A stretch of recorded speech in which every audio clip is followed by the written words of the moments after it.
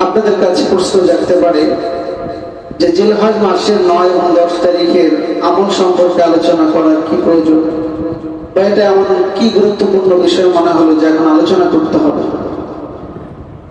আমি জিলহজ মাসের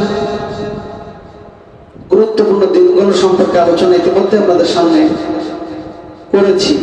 এরপরে আজকে যে বিষয় দুটো দিবসকে কেন্দ্র করে আলোচনা বেছে নিয়েছি তা হলো আজকে এবং কালকের দিন। যারা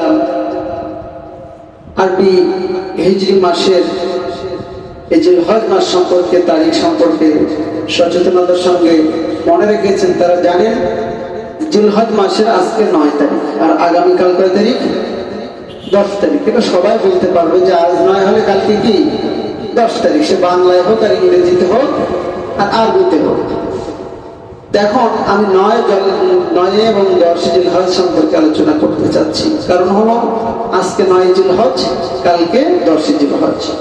এই দুটো দিন জিলহজ মাসের প্রথম দশকের দিবসগুলো এমনিতেই গুরুত্বপূর্ণ, তার মধ্যে স্পেশালি এই দুটো আরো বেশি গুরুত্বপূর্ণ। সকলে সুবহানাল্লাহ।